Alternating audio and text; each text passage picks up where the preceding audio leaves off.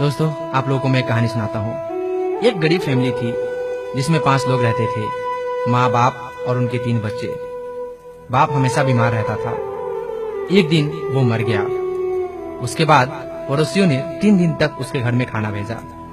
बाद में भूखे रहने के दिन फिर से आ गए। माँ ने कुछ दिन तक जैसे तैसे बच्चों को खाना खिलाया, लेकिन कब तक, आखिर फिर से भूखे रहना पड़ा। भूखे रह रहकर 8 साल का बेटा बीमार हो गया और बिस्तर पकड़ लिया। एक दिन 5 साल की बच्ची ने माँ के कान में पूछा, माँ, भाई कब मरेगा? माँ ने झट से पूछा, ऐसा क्यों पूछ रही हो? बच्ची ने बड़ी मासूमियत से जवाब दिया, जिसे सुनकर आपकी आंख में भी आंसू आ जाएंगे।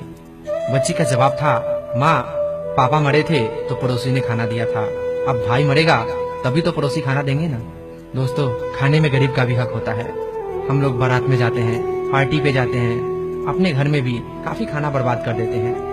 आप लोगों से मेरी विनती होगी कि प्लीज उतना ही खाना अपने थाली में रखें जितना आप खा सकते हैं।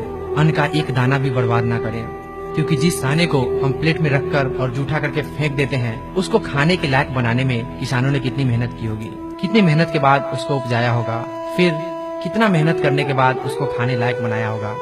माँ ने कितनी मेहनत करने के बाद उसको पकाया होगा, फिर वो हमारे थाली तक पहुँची है और हम उसको बिना खाए फेंक देते हैं। तो प्लीज अन्न का एक दाना भी बर्बाद ना होने दें। अगर हमें 2 वक्त का रोटी मिलता है तो हमें ये भी सोचना चाहिए कि लाखों लोग ऐसे हैं जिन्हें 2 वक्त की रोटी भी नसीब नहीं होती। तो प्लीज अन्न का एक दाना भी बर्बाद ना करें। अक्सर हम होटलों में जाते हैं और हम बहुत सारे खाने का ऑर्डर कर देते हैं और आधा खाकर आधे को ऐसे ही छोड़ देते हैं। वो खाना बर्बाद जाता है।